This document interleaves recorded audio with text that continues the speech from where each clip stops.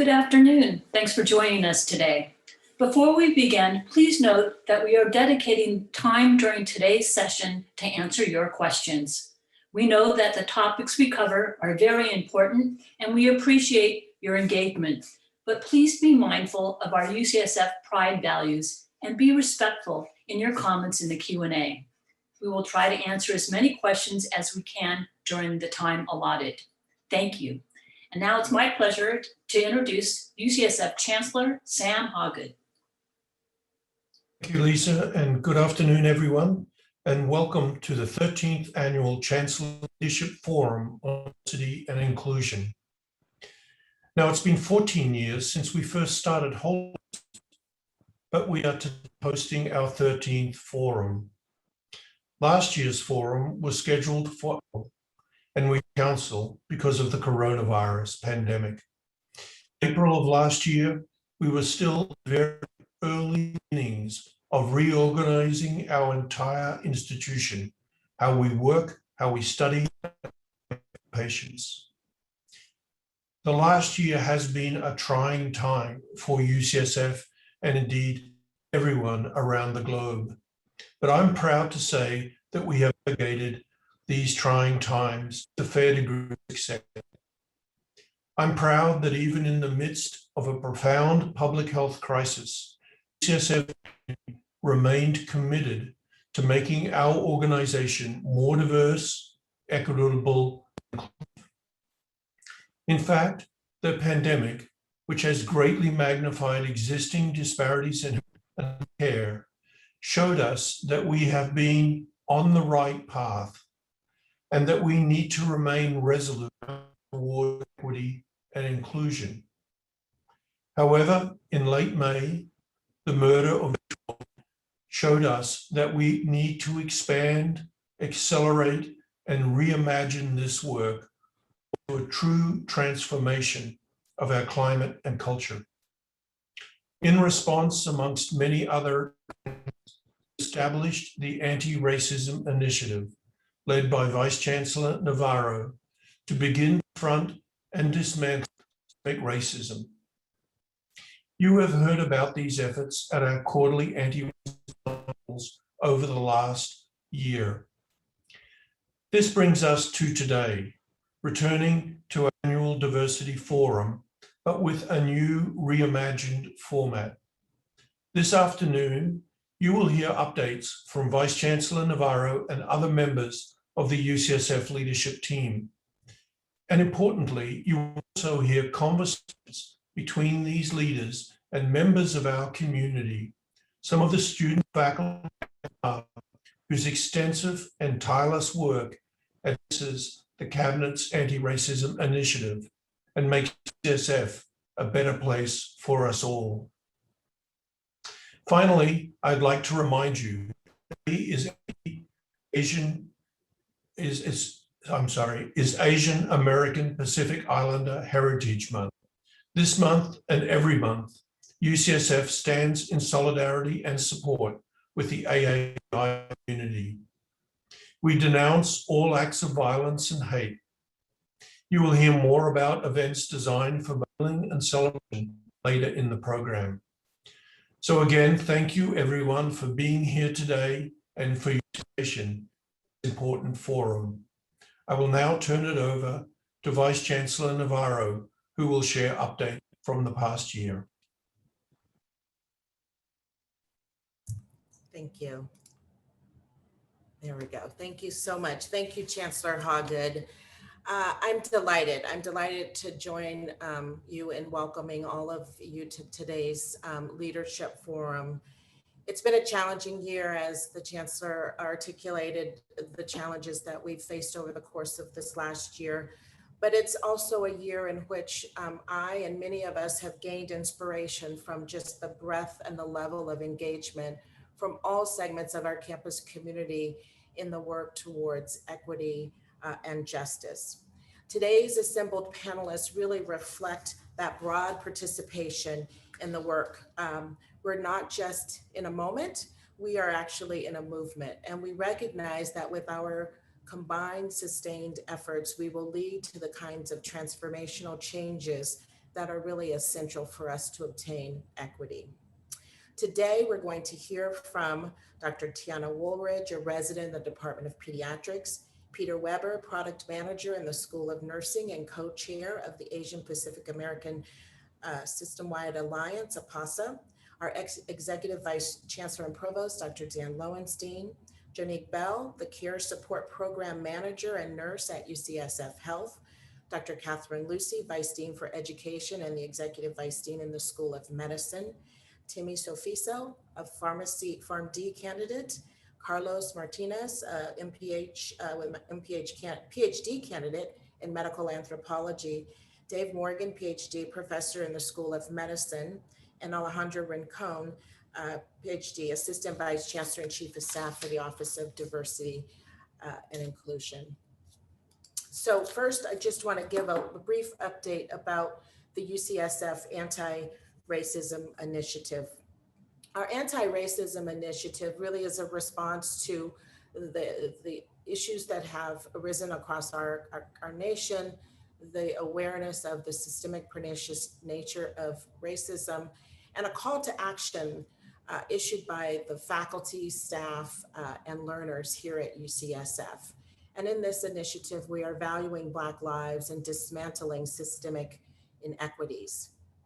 The initiative has 6 specific goals that we're focused on. And if we're able to accomplish these goals, we will lead to a safe and healthy campus climate for everyone, where we expand our ability to educate individuals on information about anti-racism, about anti-oppression more broadly, that we embed equity as a central core of the ways in which we make our decisions, achieve equity in patient care, how we interact with our communities, and certainly demographic diversity across all of UCSF.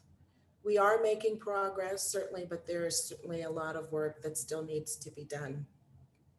Today, I have the pleasure of having the opportunity to talk with 2 leaders on campus who are really taking this work to heart. I had the opportunity to have a short conversation with Dr. Tiana Woolrich and Peter Weber, both of whom have been working on key efforts to create a more healthy and inclusive climate at UCSF, both through the Black Day of Healing and the anti-racism work of APASA. With that, I'm going to stop my share and ask our guests. First, Dr. Tiana Woolrich. Hi, Tiana. It's great that you're here. I know how busy you are. I want to start with you, and I would like to ask you over the course of the last year, we have experienced the dual pandemics of COVID-19 and an awakening to pervasive systemic racism. As a frontline care provider and as a Black woman, please share with us the impact that this has had on you and the drive that you had to organize this Black Healing Day. Absolutely, and thank you so much for having me. So really feel honored to be in a space with you, who I've known for years as a UCSF medical student, or through work with SNMA, and all of the wonderful faces on this call. The commitment to this work is really incredible by UCSF. So I am a pediatric resident physician, as stated. I'm an intern, so I just started this year in the middle of the pandemic, in the middle of a summer full of racial violence, and it was tough. I'll be very, very honest with you all. Personally, professionally, the isolation. So I, in addition to my clinical work, I actually did work prior to graduating medical school, building school mental health programs. And the biggest thing that came out of that I learned is the mental health of the caregivers, of the teachers, of the family members has such a huge impact on the people that they serve. And the same thing we all know is true when it comes to clinical medicine. And so I was doing a lot of thinking about, if I'm having a challenging time, so many of my co-residents who I share an identity with, so many of my Black co-residents must be having a really hard time as well. I also felt that a lot of efforts, a lot of DEI related efforts often focus on bringing in more diversity, bringing in more people who represent the communities they serve, with less of a focus on how we can better support the existing staff that we have. And so those were two really big goals of mine, both again, personally and professionally. And so I came up with this idea of the Black Healing Day, which again, Dr. Navarro, I thank you so much for your immense support of that, in order to provide an outlet for that, just to provide some protected space and time for healing, for reflection, for debrief, where we could just get together virtually and safely for this conversation. And I would love to just read the message briefly a letter that I wrote to the residency program directors to garner support for this. And I was overjoyed at the response and the overwhelming support, particularly from the Department of Pediatrics and OB-GYN, but truly from all of the residency programs. So Dr. Navarro, do you mind if I just read these? Is that all right? Yes. So this is what I wrote earlier this year, a couple of months ago, prior to the Black Healing Day being approved and moving forward. To UCSF residency program directors, a campus news story from June 2020 stated, members of the UC San Francisco community have united in calls for racial justice in town halls, organized and joined peaceful protests on and off campus, and knelt in solidarity with Black Americans following the police killing of George Floyd in Minneapolis on May 25th. For many, it compounded the painful realities of the disproportionately high death toll among Black people due to police violence in the coronavirus pandemic, end quote. For Black residents at UCSF, this painful reality is a fact of life. Nearly every week, there is another news story about systemic racism impacting Black communities, about medical mistreatment of Black patients, or about someone who was murdered simply because they were Black. Black residents have continued to shoulder this emotional burden each and every day, working the expected 80 hours a week on the front lines, while also navigating a pandemic that is predominantly affecting and killing members of our community. Unfortunately, one of the best ways to build resilience, being in community with others, has not been possible due to regulations around physical distancing and cancellation of in-person GME-wide activities. This has been especially challenging for first-year residents like myself, who have never had the opportunity to meet and connect with the rest of the UCSF Black resident community in person. So with that said, I made this call, I put out this goal to ask the program directors to protect a day off for Black residents, to let us focus all of our energy and attention into healing, into debriefing, into coming together. And I was overjoyed that that came to fruition. It was a wonderful day, Friday, March 5th, 2021, where we came together through Zoom. There were smiles, there was excitement. We had culturally competent providers come in. We had wonderful sessions where we explored, what does joy mean to you? What does healing mean to you as a Black person? What would your ancestors be proud of in this time? It was truly a wonderful space, and we had time to rest and gather. And I couldn't have been happier about what came of that day. Thank you. Thank you so much for your leadership. It's so important to acknowledge that trauma and to provide for the healing from that trauma. And we will look to you for your continued working with us as we try to find solutions for ongoing needs of this community and the rest of our community. So thank you. We appreciate you very much. The next speaker is Peter Weber. And Peter, thank you so much for being here as well. You play such an instrumental role as our co-chair for APASA. And we are all really horrified by the recent wave of anti-Asian hate in the United States, and particularly here in the Bay Area. Tell me, how is APASA working on its own and with other organizations to provide the needed increased awareness and support for communities?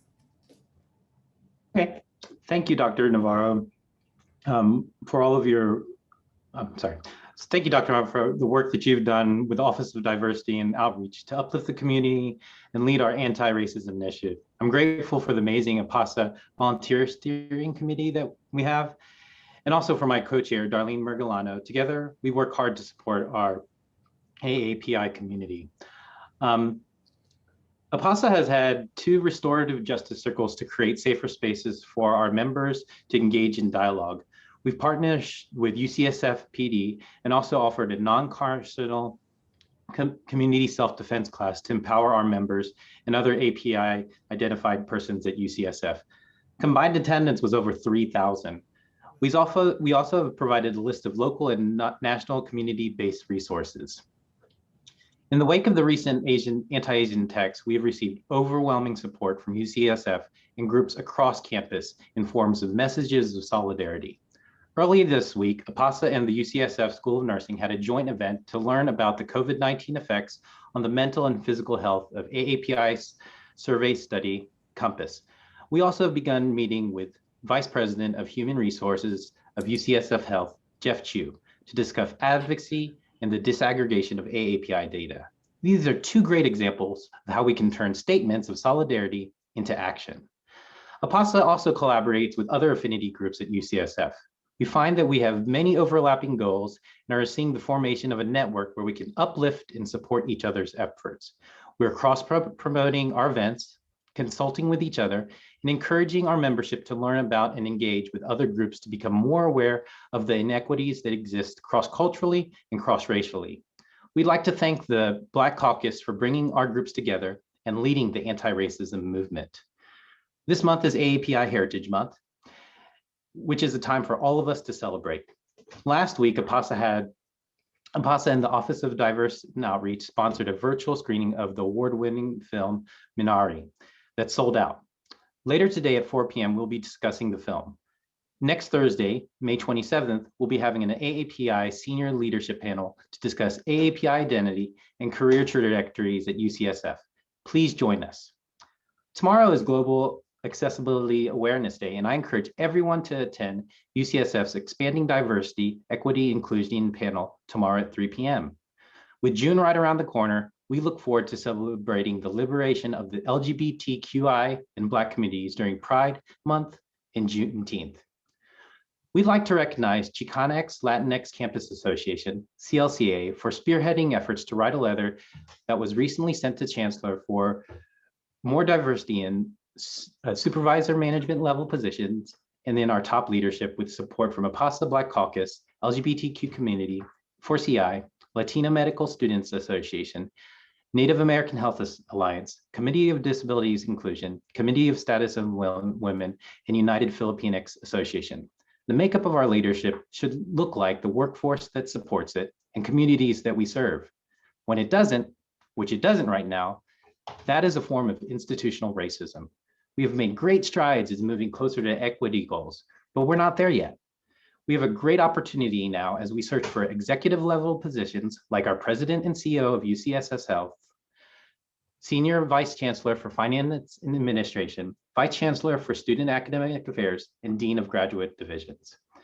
APASA is committed to supporting UCSF's anti-racist initiative by addressing the issues that the AAPI community and other groups face. I'm happy to announce the newly formed UCSF AAPI Coalition, which includes faculty, staff, and learners with associate groups like the Asian Health Institute and UCSF Nursing DEI Council, to name a few. We're currently working on a statement outlining ways that UCSF can become a more equitable workplace by addressing our community's key concerns of awareness, the collection and disaggregation of data, language and interpretation, inclusion, and admissions. Our goal is to impact the change current policies and create new ones that are more equitable. This initiative has been made possible through the leadership of the Diversity, Equity, and Inclusion team at UCSF's Benioff Children's Hospital and BCH Black Caucus Oakland. We're also taking action to address the issues of discrimination and racism found within the AAPI community and how our culture and community can perpetuate harm. In October of last year, APASA, together with the Office of Diversity and Outreach and Multicultural Center, held a webinar with Dr. Kim Tran addressing anti-Blackness in AAPI communities. We cannot fight anti-Asian racism if we continue to excuse ourselves from responsibilities and accountabilities to the trauma and violence of other communities of color and their struggles against systematic racism. Racial tension and violence will not go away until we work together to help protect all of the communities and demand investments and resources. Every individual action matters. Our strength is our united communities, dedicated to our efforts to combat racism and fight for equity for all. We're grateful to be doing this work. As Lily Wong, Associate Director of Community Relations from the Office of Community and Government Relations, said during a recent anti-Asian planning meeting, one people, one struggle. Thank you. Thank you so much, Peter. One people, one struggle. I really applaud you and the work that's being done collectively and intersectionally. That's the work that needs to be done. So thank you so much for your leadership and the leadership of APASA and the Asian Alliance. With that, we're going to move on to Dr. Dan Lowenstein. And Dr. Lowenstein is going to share with us updates from the UCSF Safety Task Force. Dr. Lowenstein? Thank you, Dr. Navarro, and welcome everyone. I'm going to spend just a minute to ensure that folks are aware of the Safety Task Force report, which was produced at the end of last year. I had the pleasure of co-chairing that group with Dr. Navarro, and there were well over 25 members of this group representing all sectors of the university. We had numerous meetings and information brought to us from a whole variety of experts on this topic. These are the 9 recommendations that have come out of the report. I'm actually not going to go over them in any detail because I want to preserve most of this time for the conversation that I will have that's related to one of them. But I do encourage you to take a look at the report. You can access it by going to the Chancellor's website. If you just Google UCSF Safety Task Force, it'll bring you right to that site, and we would love to get further feedback. Essentially, what we've come up with is the importance of improving the DEI training for all of our safety and security personnel, making sure that we continue to advance the diversity of those units, coordinating the many programs across the campus that at the moment are not well coordinated, that are relevant to wellness and mental health needs. And Kathleen Yummel from Campus Life Services is overseeing a new group that is carrying out that.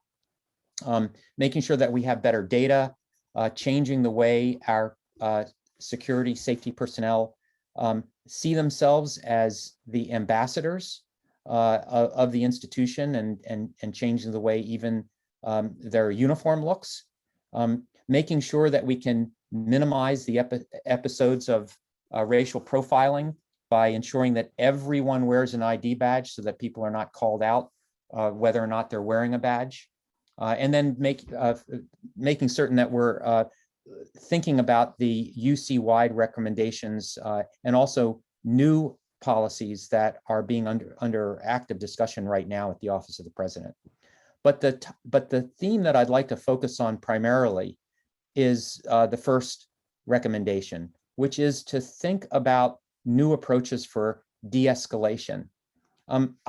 In diving into these issues, the task force was really struck by the fact that there are an innumerable number of instances happening everywhere at UCSF where a more thoughtful observation, a deeper consideration of what actually is going on in the moment, and a willingness to intervene is really the tipping point between a situation that might sort of spiral out of control and eventually lead to the presence of security or police force when it was never necessary right at the beginning.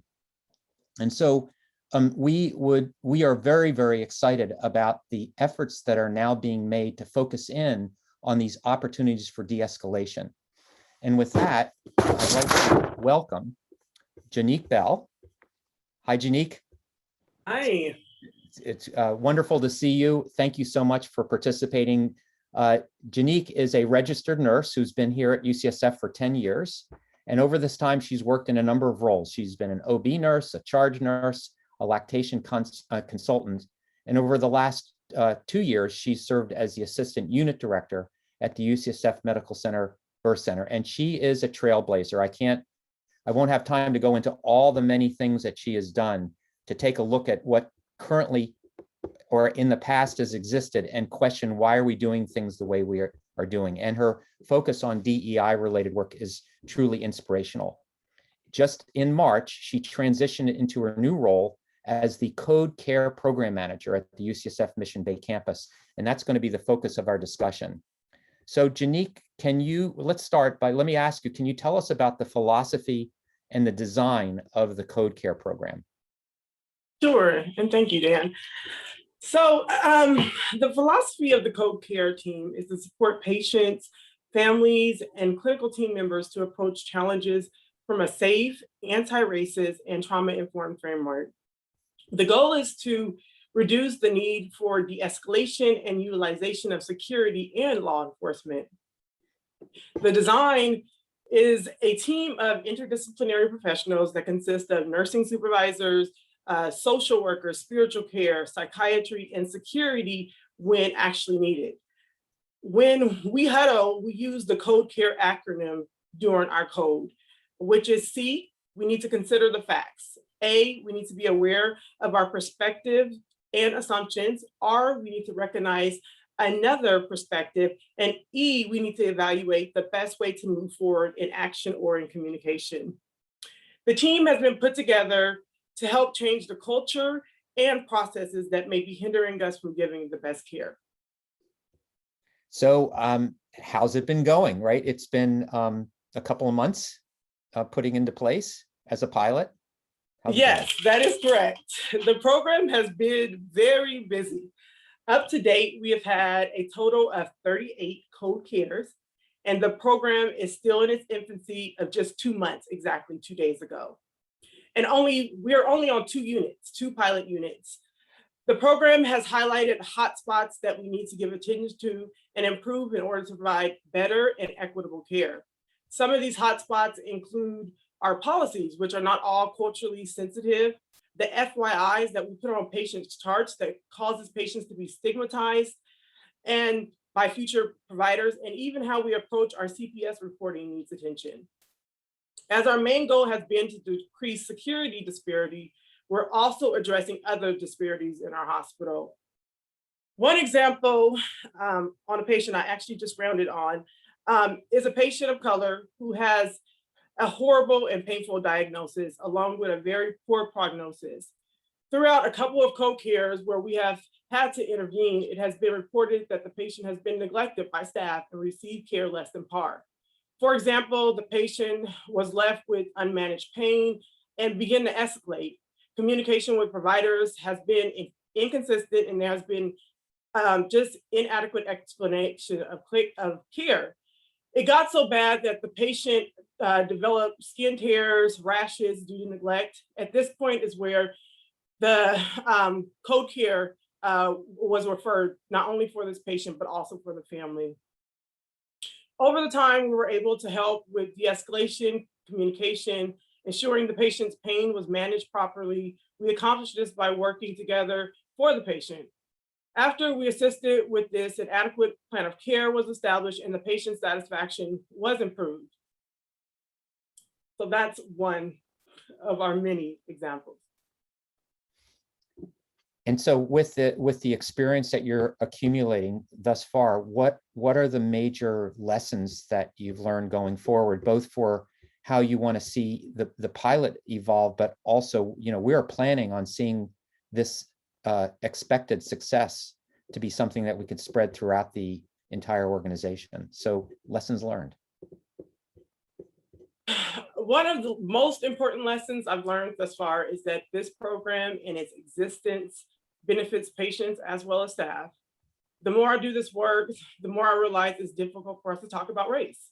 We all need to work on developing our muscles when it comes to discussing racism in healthcare, because it's difficult to completely address trauma and be trauma informed in healthcare without recognizing racism. These discussions take time, patience, bravery, and usually involves follow-up. We have had to ask this question every time we have a huddle. How is racism or racial oppression functioning here, both in terms of bedside interaction and in terms of the infrastructure of the hospital, policy, and hospital systems? I've also learned that security is considered much too often when in fact better communication, extra support, resources, and pausing for the patient can help de-escalate.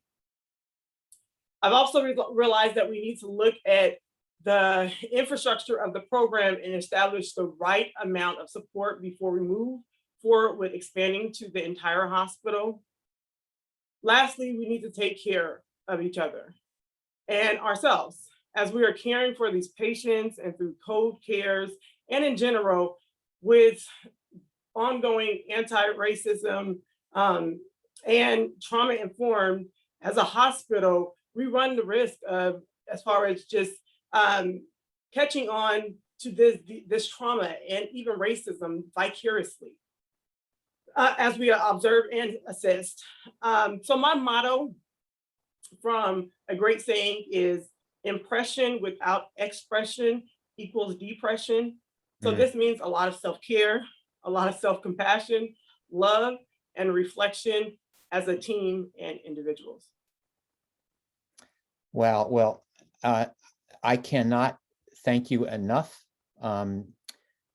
You are, getting to know you has been such an inspiration, and you represent the very, very best of who we are and what we want to become. So everyone, please keep paying attention to all these efforts that Jonnique is leading us in, because it's an absolute key to where we want to be as an institution and as a community. So with that, I'll turn it back over to Dr. Navarro. Thank you, Jonnique. Thank you, Janik, so much. We appreciate your leadership. And thank you, Dr. Lowenstein. With that, we're going to move on to Dr. Catherine Lucy. And Dr. Lucy will share with us preparing our physician graduates to combat oppression in medical education, through medical education. Thank you so much, Vice Chancellor Navarro, and I'm very grateful to be able to present here today. I want to comment that although I'll be speaking about the School of Medicine initiatives, I'm joined with wonderful student leaders from the School of Pharmacy and from the program in medical anthropology. And I think my colleagues, I know my colleagues in all the health profession schools and the deans of the graduate division are all united in our honor and our responsibility to educate the health professions and biomedical science workforce that our communities need, that our state need, that our nation needs. And so we are delighted to talk today about a critical element in preparing that workforce, and that is the UCSF physician graduates who are capable and committed to combat oppression in medicine and beyond. I'm speaking today as the leader of a team of people we'll talk about in 1 minute. And I want to emphasize that the work we're doing is to integrate critical issues of anti-oppressive philosophy and practice into the existing medical education curriculum. Next slide. It is so important to acknowledge that the work we are doing is accomplished through the collective efforts of many diverse experts, diverse with regard to demography, diverse with regard to discipline, diverse with regard to the lens through which they look at these things. And these are a selection of pictures that are put forth to represent many of the individuals who are working on this initiative with us. Across many aspects of medical education. And behind each of these pictures are dozens more who have rolled up their sleeves and are working to contribute to this very important work. And it's leading us to success. Next slide. Our guiding principles are important for people to realize. The first is that we believe strongly that the medical profession has a moral as well as a professional responsibility to address the structural and interpersonal oppression that has long threatened the health and healthcare of marginalized and historically excluded groups. It is critical that we tackle the health and healthcare and educational disparities that we see in our communities with the same rigor and commitment that we have used to address the need for advances in biomedical sciences and important improvements in healthcare delivery. And our end goal is to ensure that all patients in all communities, in all walks of life, have access to the doctors they want in the systems that they need to ensure that they live the longest, most healthy and most productive lives possible. Next slide. Our goal in doing this is to advance social justice through health professions education. And we want to educate health professionals who are committed to and capable of seeking out and eliminating the consequences and manifestations of structural oppression, both in healthcare and in health professions education. And also prepare those health professionals to use their informed voices and the social capital that they achieve by entering medical profession to address the broader social consequences of structural oppression. By working both on our house and on the communities around our house, we hope we can actually unravel a longstanding challenges of discrimination and racism in the United States and create an environment for people to thrive. Next slide. As we think about how we do this work, the first step people always look at is what kind of content will we add to the curriculum? And in fact, augmenting anti-oppressive competencies, meaning the abilities we expect our learners to master as they navigate through our medical education programs, both medical school and residency programs, as well as the content that they're taught about, is a critical element of what we do. But it is only one element, because without a more comprehensive look at the entire system of education, we end up with curricular content that may fall apart if different people change. And so I just use this slide to illustrate how many strategic initiatives we need to put in place in order to achieve success in this work, to build that workforce that can dismantle oppression. First, we actually have to have a commitment, a statement of purpose, and that is to prepare all learners, not just those from historically excluded communities, but all learners to be willing and able to combat oppression in medicine. Secondly, we are working to diversify and create an inclusive governance and leadership structure, using resources under our control to recruit, retain, advocate, and sponsor faculty and staff who come from groups that have been historically excluded, as well as those who are representing different disciplinary lenses. In addition to the anti-oppressive content, we have to make sure that the processes we use to measure the success of that content are equitable. And so we've been working hard for many years on the issues of equitable assessment strategies. This work has gotten a lot of attention nationally, internationally, and actually into other professions, specifically professions of law and engineering, who've reached out to us for insights and impact. We cannot do this work without simultaneously educating our faculty and encouraging them to engage in both personal development towards anti-oppression and anti-racism, and co-learning with the students that they are working with, not just waiting for the faculty to achieve success and then teaching the students. We can learn a lot from our students. The need to empower and support our students through this work. I was so impressed by Tiana. I want to also just remind people she was a UCSF School of Medicine graduate, to support our students through the curriculum and to listen carefully so that they can actually be the change that we need to see. And to echo what Janik just talked about, the importance of reviewing all of our policies and procedures and redesigning them with an anti-oppressive and trauma-informed lens. And lastly, it is critical that we engage and influence the national discourse so that other schools and residency programs are changing as well. Our learners are mobile. They move across the country back and forth. And we invite in each year new residents and new students. And so it's very important that we work to make sure that the work we're doing here at UCSF is actually disseminated throughout the country. And there's many avenues through which we're able to do this. I'd like to turn our attention now, though, to our two excellent student leaders. I'll first start with, next slide, Sari Temi-Sofiso. She is a third-year PharmD candidate. Temi, your Dean Humans, has been so impressed with the work that you've done, you and your fellow student colleagues, in both raising the issues of the need for stronger anti-racist curriculum, as well as rolling up your sleeves and systemically reviewing the ways in which your curricular elements needed to be changed. For example, the different types of cases that were being presented. Can you talk about where your work has had or will have the greatest impact, and also the kinds of challenges that you've become aware of as you're working with your school on these important issues? Hello, Dr. Lucy. Thank you so much for having me. Yeah, I think just to give a little bit of background and insight onto some of the things we've been able to do in the School of Pharmacy. About a year ago, some of my colleagues and I were able to initiate a curricular intern group where we are going through the patient cases in the School of Pharmacy curriculum analyzing them from a student perspective and providing feedback to faculty on how these cases are being received in terms of bias, any harm they could be doing this to us as students as we're going through these cases, and just to make sure that we're not continuing to perpetuate these biases and addressing important issues of anti-racism, anti-Blackness, things like that in our curriculum. So thus far, we have been able to analyze these cases, and it's been very successful in terms of faculty reception. Thus far, we're able to work with faculty to implement some changes in our patient cases so that we're able to address health disparities, able to address racism, and just to promote, creating the most anti-racist, culturally humble school pharmacy students. And that's been very exciting in terms of, getting to see these changes being implemented in real time. So as it is right now, we're going through the first year curriculum and are able to kind of implement these changes so the students going through the curriculum at this time are getting to see little bits of the recommendations that we're making.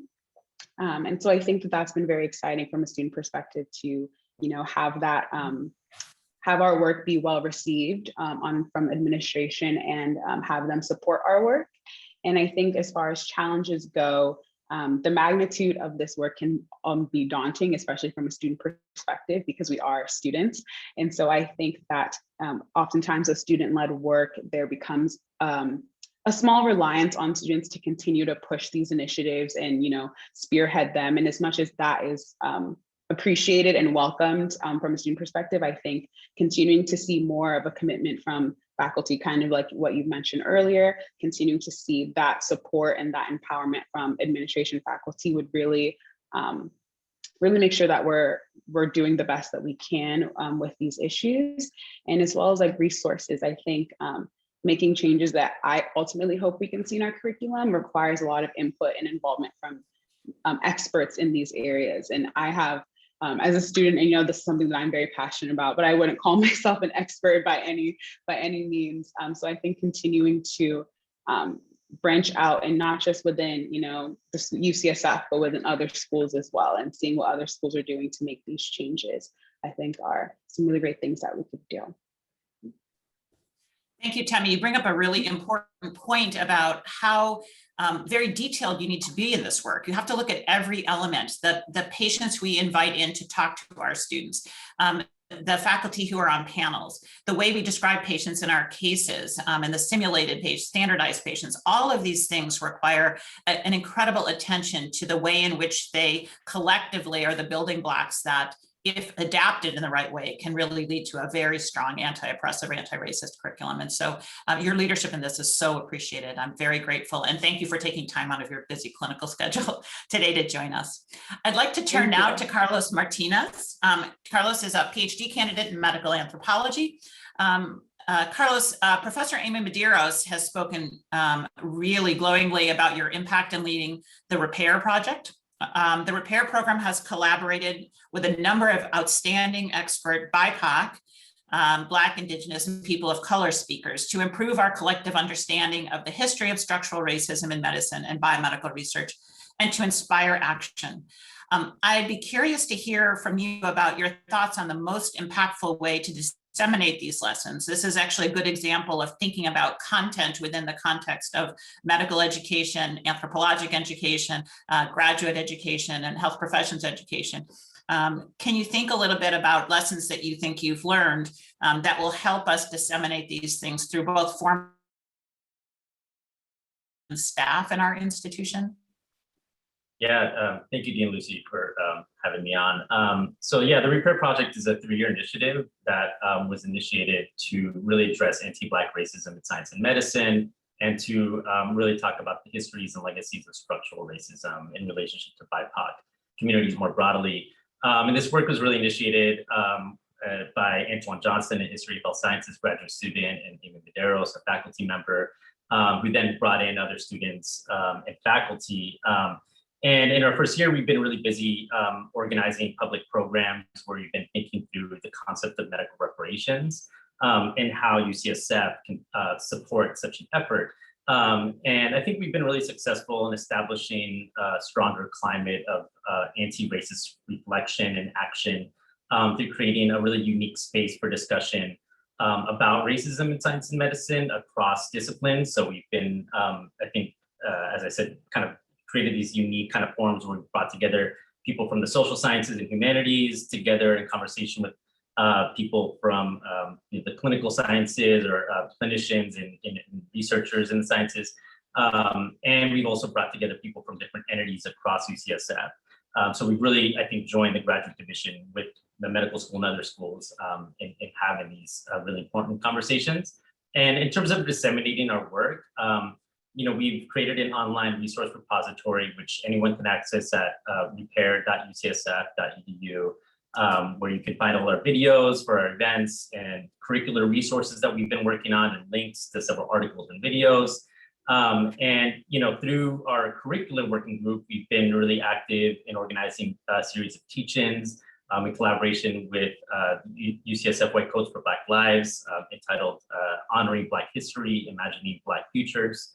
And this has really been, I think, an interesting educational space in that it's created like an informal kind of more horizontal and participatory kind of co-teaching space for students outside of the formal curriculum, where I think we've had the opportunity to think with community activists and scholars that we've brought in as well to be in conversation with about the way that structural racism intersects with a lot of different issues, including housing injustice, food insecurity, and also thinking about the histories of social movements in health and medicine. I think we've had a lot of success in bringing our curriculum through our curriculum committee, as well as sort of creating, I think, a bottom-up sort of form of an educational resource in UCSF. Thanks, Carlos. I think your work is just really exemplifies the importance of co-learning.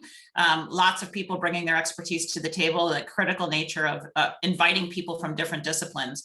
And your website is tremendously impactful as well, and it's contributing to that dissemination comment that I made at the end. I know that other medical schools have already reached out to you for advice on how to adapt and adopt the repair project for their institutions and to use it as a nidus of change. So I want to thank both you and Tammy for the incredible leadership that you've shown, and can't wait to see what else unfolds in the next year with your help. Thank you very much. Thank you. Let me join in thanking both Carlos and Timmy, as well as Dean Lucy, for that presentation. Thank you so much. We're going to pivot now and talk just briefly about demographic diversity. And I wanted to start by just sharing with you a bit of a snapshot. We heard from many members of the campus community and the health system in the call for action around demographic diversity. It was reflected by our students, faculty, and staff, really a lot of support for the need for further diversification and advocacy in this realm as a part of our anti-racism initiative. And when we look at our campus, we see that overall of the almost 35,000 people, we are a majority female at 63% females on our campus. Our students and trainees, when we look at them demographically, a very diverse group as well. 36% are white, 36% in the Asian group needing to be disaggregated, 13% Hispanic, and 6% Black members of that group. In comparison, and looking at our faculty are 57% white, 27% Asian, 9% Hispanic, and 3% Black. And while we have more than doubled the number of Black and Latinx faculty members as the total faculty has grown, those percentages have not increased substantially. Our staff too is reflective of the diverse 9-county Bay Area in that it is majority Asian, 39% Asian, 34% white, 14% Hispanic, and 8% Black. And so we have made progress. As I said, we are diversifying areas. However, when we start to disaggregate data, we can see where some of the challenges lie. And from utilizing a data-driven approach, we identified that despite the implementation of our faculty search equity advisors and other initiatives to both change the process for faculty searching, as well as the composition of search committees and the introduction of the required contributions to diversity statement, there were challenges as it related to basic science faculty in particular. And so I'm very pleased today to have two leaders from our community who will talk with us about the diversification of basic science faculty, as well as the diversification of leadership across staff positions. Dr. Dave Morgan is a professor in the Department of Physiology and the Vice Dean of Research in the School of Medicine. And he will present and share with me, talk with us about the work that he's been doing to diversify the basic science faculty. With that, Dr. Morgan. Okay. So can you share with me, and I will stop our screen share here. Can you just tell me a little bit more about the collective work that you've been doing with faculty, with Dr. Michael Penn and others on an interdisciplinary search committee that was designed to recruit and hire outstanding basic science faculty who are also making outstanding contributions to diversity, equity, and inclusion? Can you describe the process and the specific strategies that you and others have implemented? Yes, absolutely. Well, first of all, let me thank you very much for inviting me to this incredible event. And I'd love to tell you a little bit about some of the small things we're doing to fix the problems that you just talked about. As you mentioned, there is an ongoing problem with diversity, especially among our basic science faculty. I could give you some numbers. In fact, I think there are roughly 130 faculty members in the 8 major basic science departments in 3 schools. And I would say that less than a handful of those faculty are actually from underrepresented groups. So it's a huge problem, and we clearly need to do something about it. And that's what I can tell you about today. I can tell you about our initial efforts, although as you'll see, we're just getting started, and it's going to be a long road to fix this problem properly. The solution to the problem, as you mentioned, part of it is that search committees and departments do tend to be very narrow in their searches, looking for very specific sorts of people in certain research areas. And it's often very difficult to convince those search committees to broaden their view and think about more diverse candidates. And so a few years ago, the beginnings of a solution came from Carol Gross, a professor in the Department of Microbiology, who I think you know, who came up with this brilliant potential solution to this problem, which was to create this giant interdisciplinary search committee that was not really connected to a specific department, but was actually representative of all 8 of the basic science departments. And the idea was that this search committee would essentially recruit applicants for all the basic science departments and then farm them out to those departments for their consideration. And so she wrote a really nice proposal about this about 4 years ago.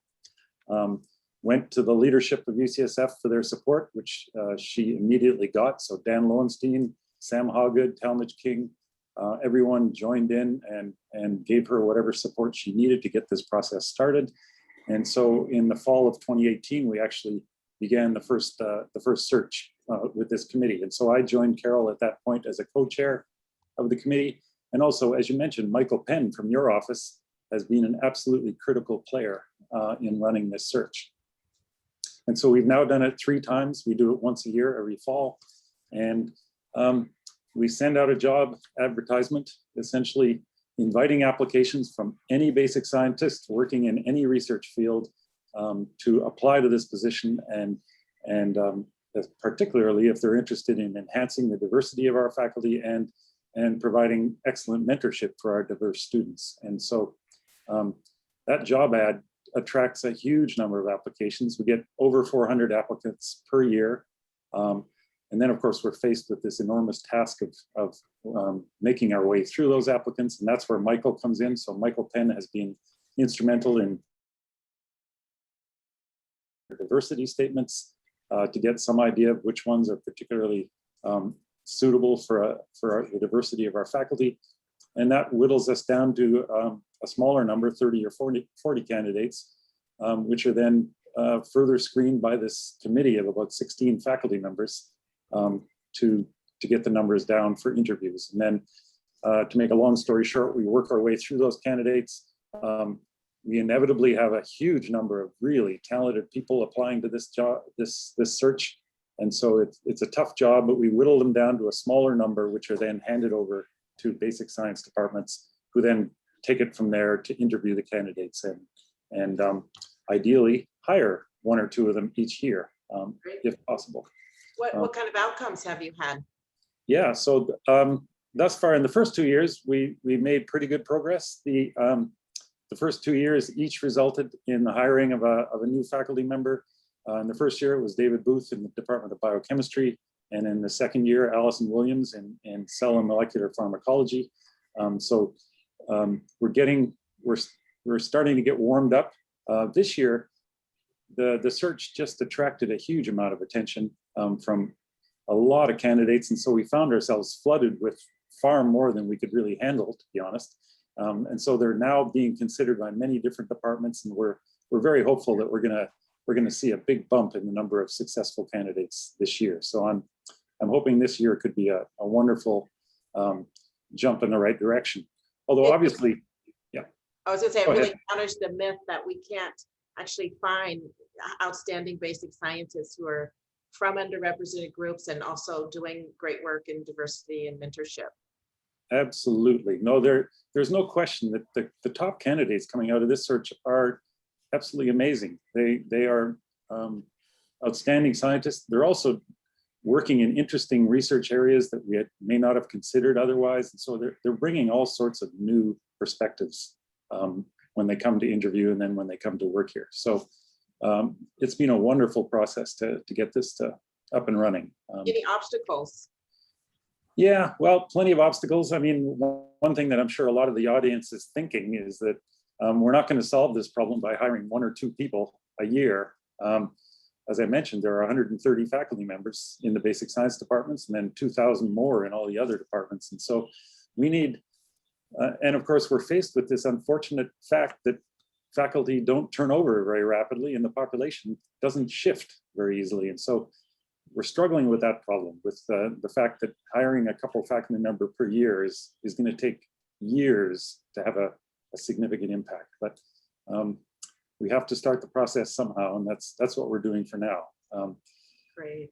The other obstacle, of course, is that UCSF is not alone in trying to solve this problem. And so this year in particular, we're finding that every one of our candidates is getting an offer from at least 5 other great research institutions. And so we have a fight ahead of us to convince them to come here. Luckily, we're a wonderful place to work, and we have a great community of scientists here. And so that always helps recruit the best people here. Thank you so much for your leadership. It's been noticed. It's wonderful progress, and our learners certainly really appreciate the fact that the diversification of faculty to provide them with the kind of mentorship that they've been seeking as well. So thank you very much. Thank you.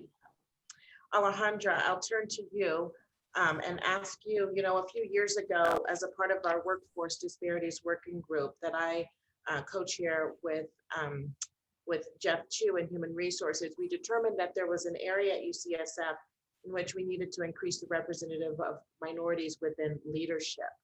And I wonder if you could share with us what some of the current strategies are and the programs that we've developed to address these issues.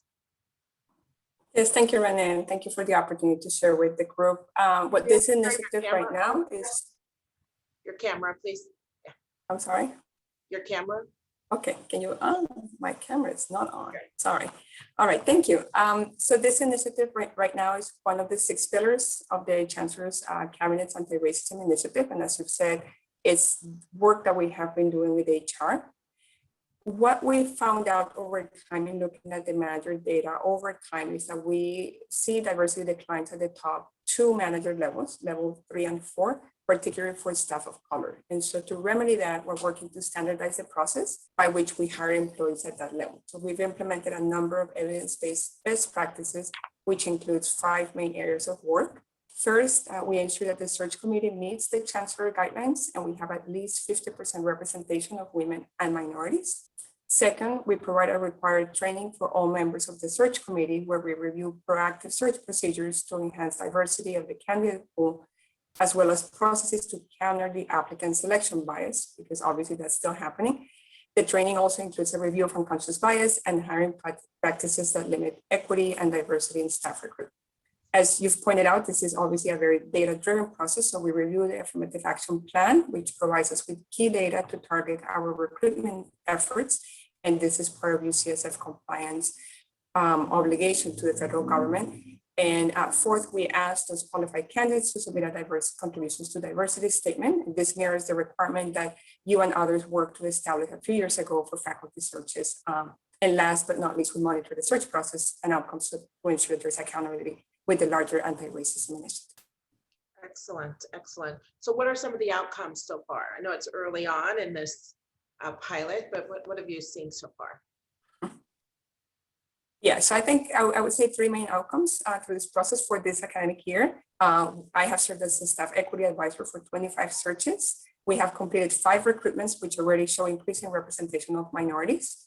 Second, this process is gaining recognition as hiring managers and HR recruiters know to contact me as soon as the search is launched at the M3 level, manager 3 and above. But I think I would say also that in addition, and this is encouraging, for this academic year that is ending, over 20 hiring managers in roles that were not classified at the M3 and above level requested the training and asked their assigned recruiters to follow the standard practices. So I think this tells us that the process is being recognized over time and that there is interest in expanding that beyond those upper management levels. And third, we are tracking this over time to understand where we have opportunities to improve as it pertains to the search committee formation, the expansion of the training, candidate outreach, and the overall discussion. I think this is key on whether past experience is a logical proxy for future performance. Well, thank you so much for your leadership in this area. It's greatly appreciated. That progress takes time, and I think that the staff, advancing staff excellence is making the progress that we need to see. There's a website also that you've developed where people can find out more about the work that's been done in that space. So thank you, Alejandra. Thank you, Dave, for your leadership in diversifying our campus community constituency. Thank you. I want to move on so we have time for questions and answers, and just say that on behalf of the Chancellor's Cabinet, we appreciate the work that all of you are doing on the multiple fronts to create a more equitable organization. Before we open it up for questions, I want to remind us that, in fact, we have our Gallup engagement survey that is happening now. You have up until Friday, May 21st. Encourage all staff to complete this survey so that we can continue to improve the elements of engagement. In the fall, we'll be launching our entire enterprise-wide climate survey with the goal of measuring the lived experiences for all members of our university community and utilize that information to really implement data-driven strategies and interventions that will move UCSF along the arc of justice. I also want to invite everyone to join us tomorrow for the Global Accessibility Awareness Day celebration. It'll be taking place from 3 to 4 p.m. I want to thank the UCSF Committee on Disability Inclusion and the Digital Accessibility Subcommittee for their leadership in putting that event together. Finally, I would like to announce to the campus how we are very pleased and fortunate to have Dr. Kamara Jones, who will be serving as the 2022 Presidential Chair Award recipient on our campus. She is a visionary national leader who will really work to assist us in creating an equity roadmap and also serve as our keynote speakers for this year's Health Disparities Research Symposium in October. I want to thank Dr. Anna Quo for her nomination of this phenomenal national leader that will help us move forward. And with that, without further ado, I will turn it over to Lisa Cisneros, who can moderate us through the question and answer period. Lisa? Great, thanks, Renee. This question, I'm going to start with you, Renee, and I think everyone can have a chance to respond. Just raise your hand and I will call on you. What specific concrete steps can each of us take on a daily, weekly basis to support these anti-racist initiatives? Well, as I said when I started off in the conversation today, that this is and it is not going to be at the hands of just the leadership that we're going to accomplish the kinds of transformational changes that we need. So we all have a place here. we all have an opportunity to start first with ourselves and understanding our unconscious bias, understanding how issues show up within our work environment, in our interpersonal interactions with other people. Be fiercely inclusive, work to be an ally for groups that are unlike yourselves, because we all have places in which we have privilege.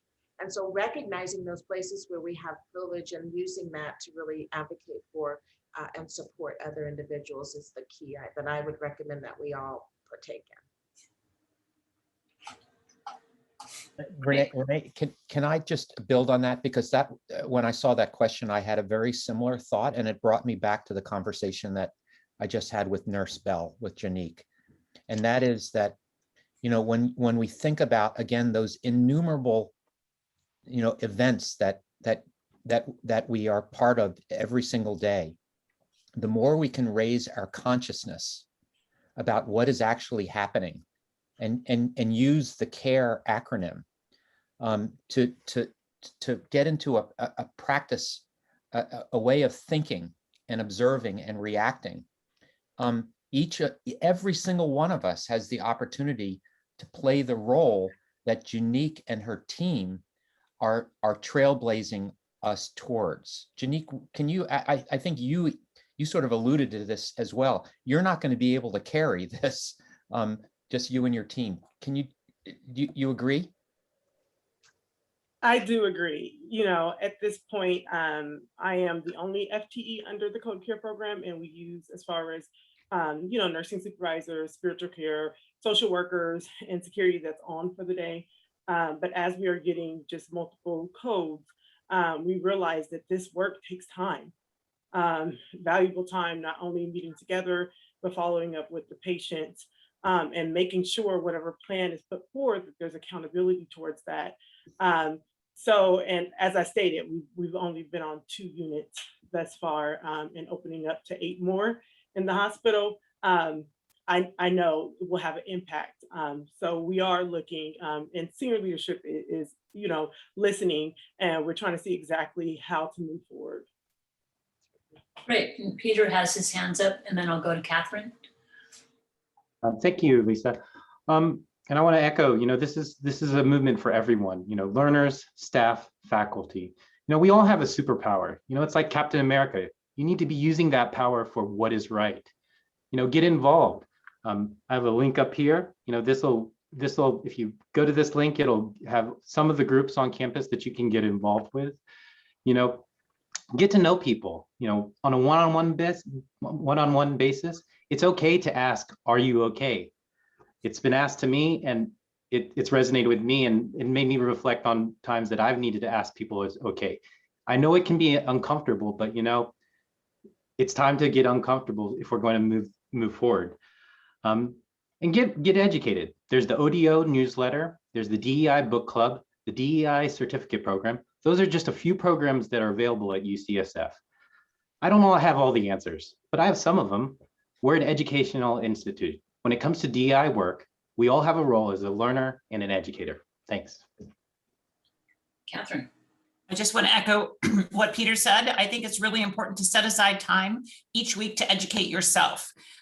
Go to the library and look up authors like Heather McGhee, who wrote The Sum of Us, that talks about racism and its negative effect on everyone, or Isabel Wilkerson, who wrote The Warmth of Other Suns and a recent book called Caste, or Jonathan Metzl, who wrote about gun violence in the book Dying of Whiteness. Spend some time reading literature and books and articles about people who are writing about our current times and the history of our current times. And don't rely on your colleagues who come from groups that have been historically marginalized to educate you. You should take time to educate yourself. Thank you. Jonnique.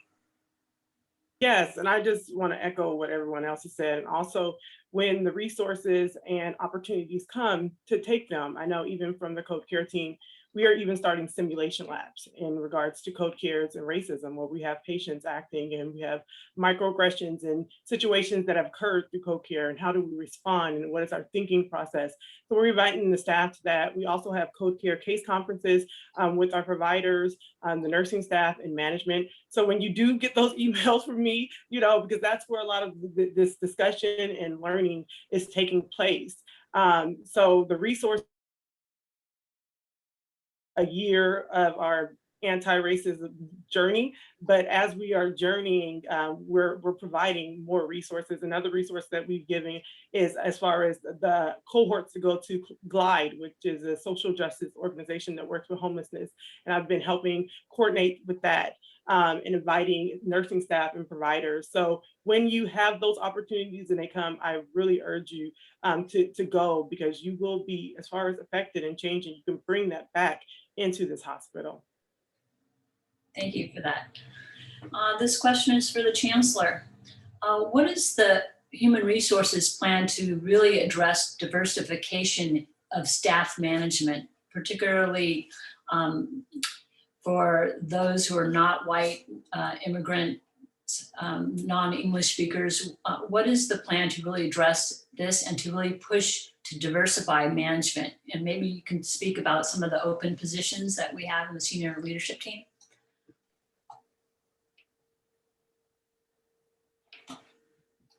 Oh, I can't hear him. You're muted, Sam. Unmute, Sam.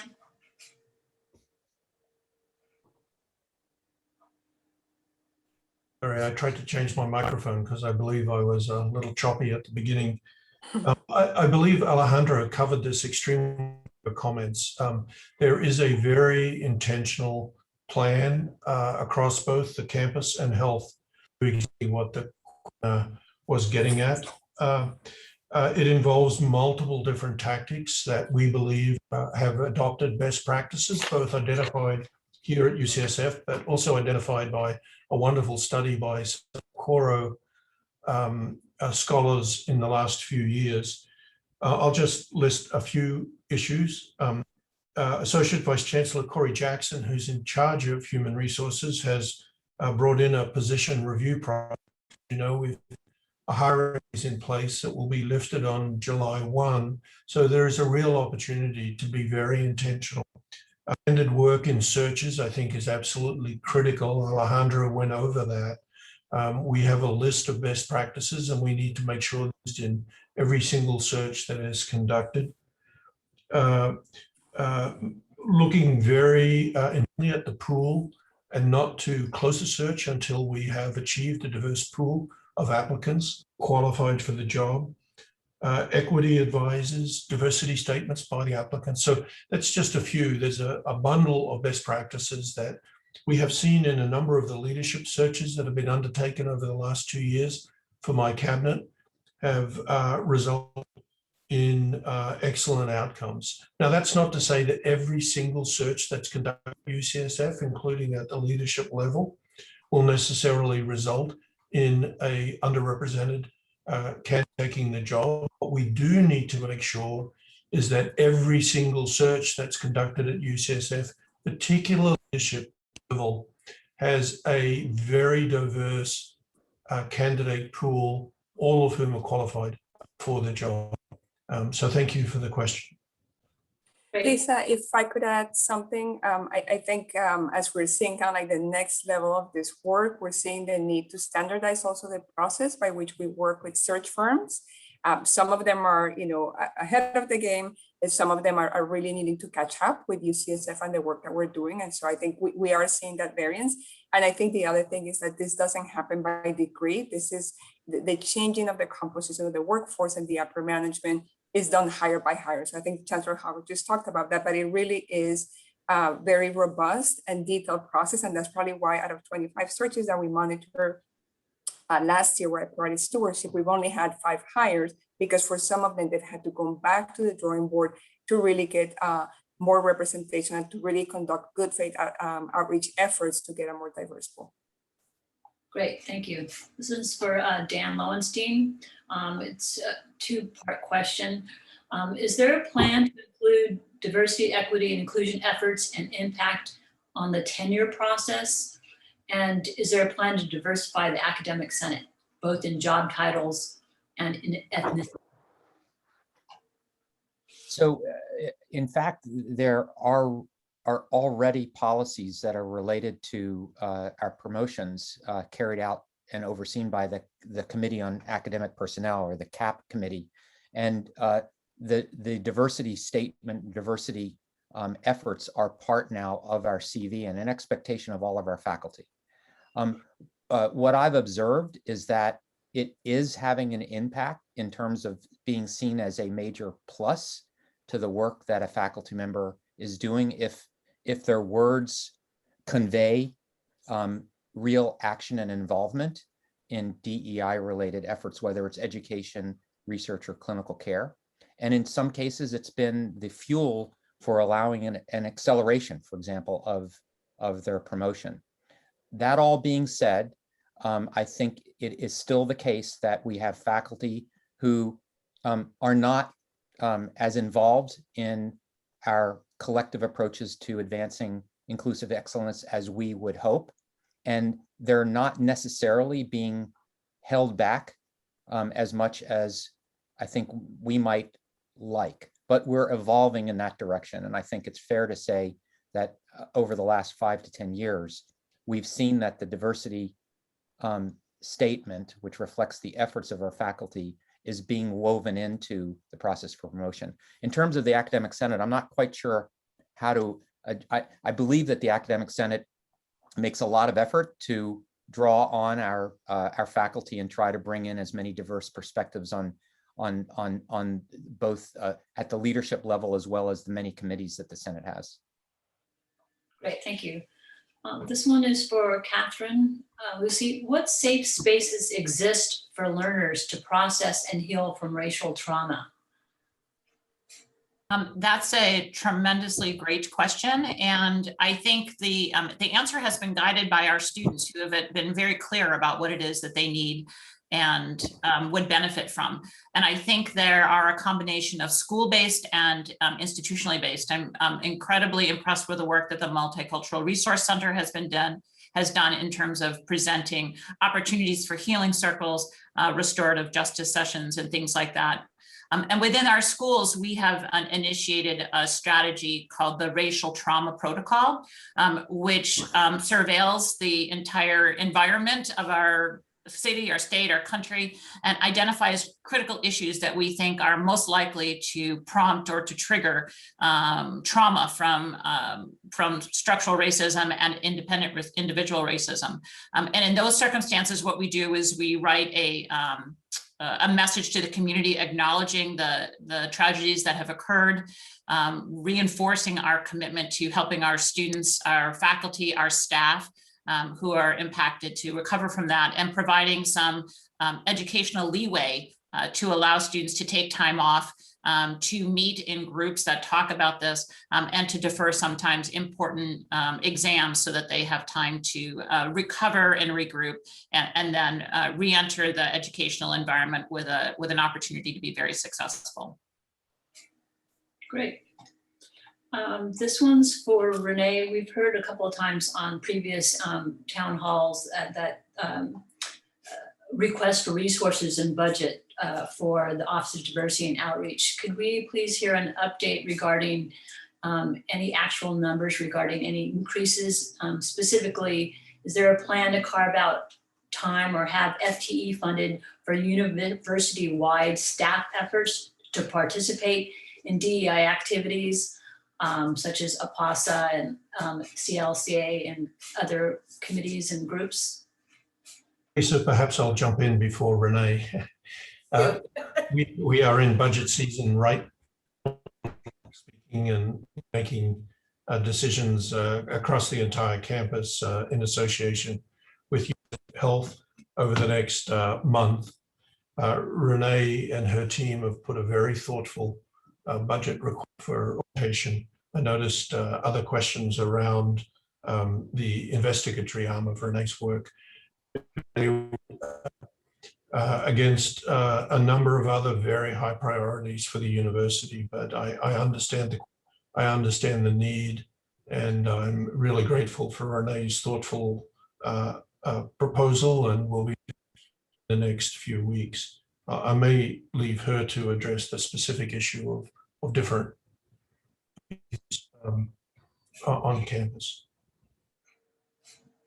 So we have not, you asked about specifically paying staff to do the staff resource and work. And we have not, that has not been a proposal that I have discussed with members of the staff. We certainly provide support for the work through some funds that will allow these volunteer groups to put on events and things of that sort. And we provide some staff of the teams, but I'm happy to sit down with groups and understand better what specifically people are asking about. Great, and I'll stay with you. Oh, Renee, you just to the audience, the opening of your new center at Mission Bay, which I think is also an exciting advance. Yes, I'm very excited to share that the Office of Diversity and Outreach has completed, the construction has been completed on our new Office and Resource Center on the Mission Bay campus, located on Jean Friend Way, just down from all the retail spaces. It's our gateway to the Mission Bay campus, and we hope that it'll be utilized as a space for certainly the learners that are based on that campus, but also to the community, to invite them in to meet with our brilliant scientists that we're bringing on and our other, faculty and staff as well. So we're very excited, and we'll hopefully have a true opening once we can kind of reoccupy some space on campus. So look forward to that coming probably in the fall. okay. This one's for David Morgan. Given that there are very few existing science faculty of color, it can be an isolating environment. Is there a holistic approach to mentor and support new hires of color?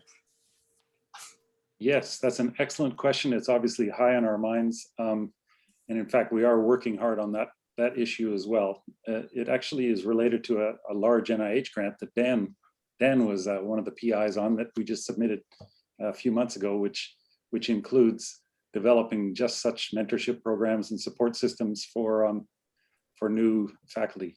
And so we're developing those, and we're also hoping that by increasing the numbers, we can also begin to develop a critical mass of people who can support each other as well. But we're pursuing all those issues.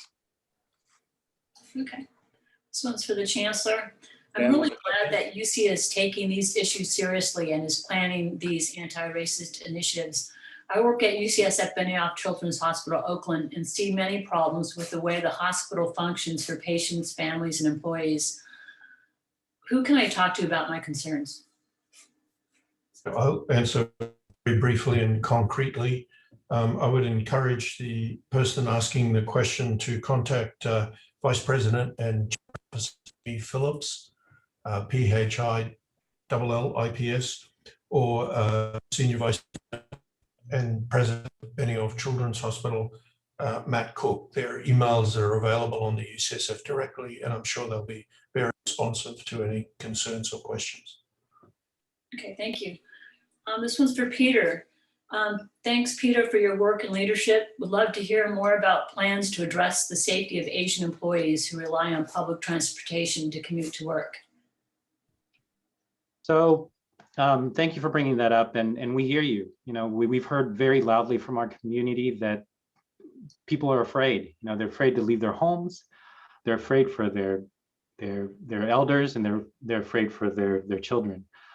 So we have a meeting next week about returning to work with the Chancellor, and we'll bring that up at the meeting. He's here now, but we'll bring it up in further detail. But and there's other areas which you could use, is using the buddy system. I know it sounds like something we did as kids, but you're safer when you're with somebody. But it's something we are hearing loud and clear that I'm afraid. So I hear you.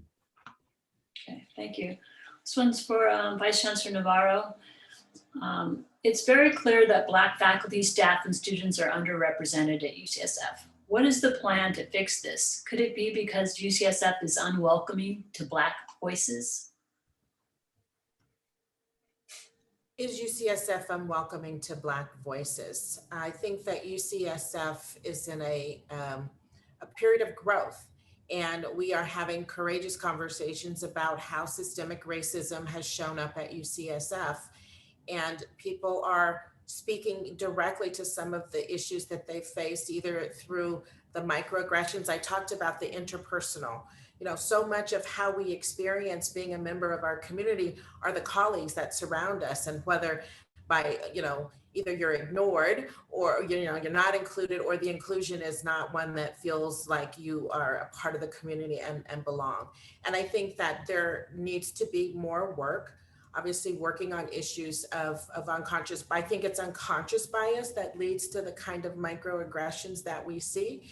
And we're working very hard to do the work to educate everybody on our campus community about the importance of that, and to be inclusive and allow for Black voices to be heard. We hope that people feel empowered, their voices heard. We've really supported the Black Caucus, the work of the Black Caucus. The Black Caucus membership is a part of the 4CI Overall Culture Climate Committee that Dan Lowenstein and I chair. We look very specifically at Gallup data by race ethnicity to see if there's differences for different ethnic groups on campus.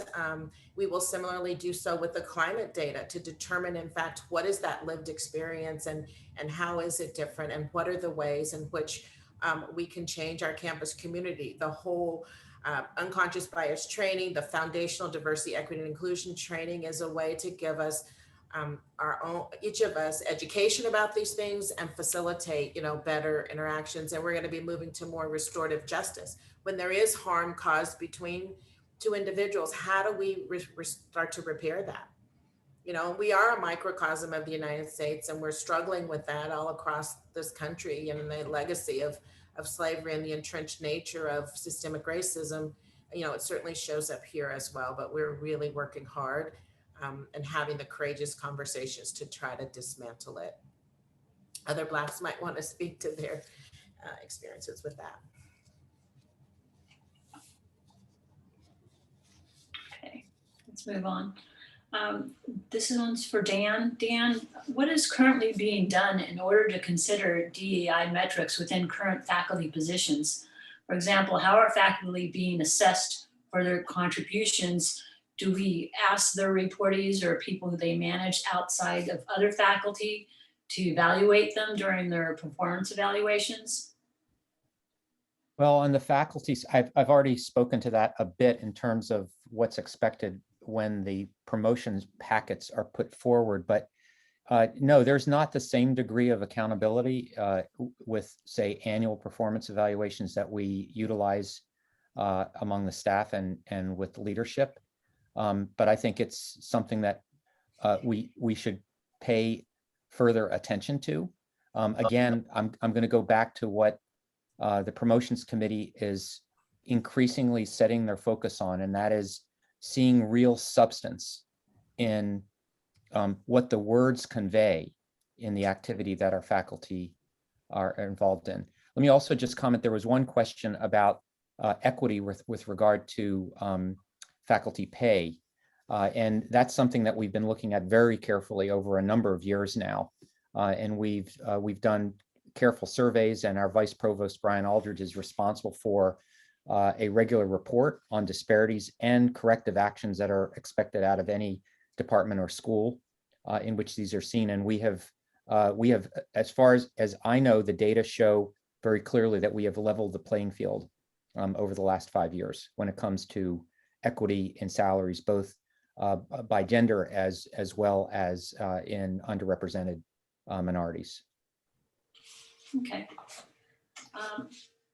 We're coming down the last minute, so I'll just have this question for Vice Chancellor Navarro.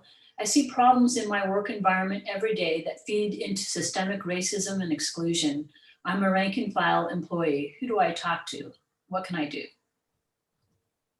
They can come to me. They can send an email to me and come and talk with me.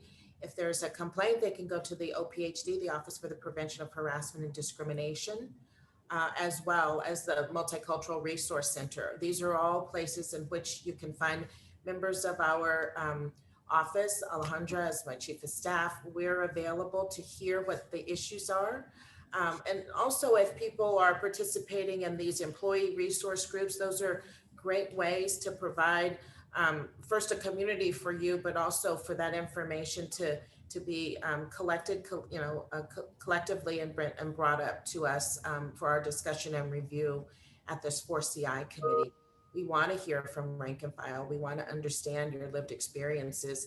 It does no good if we're talking at 30,000 feet and it's not impacting your experience on the ground, right? I mean, ultimately, it's how you and where you show up every day and the kinds of interactions that you have. And our goal is to drive our intervention from top to bottom and from bottom to top.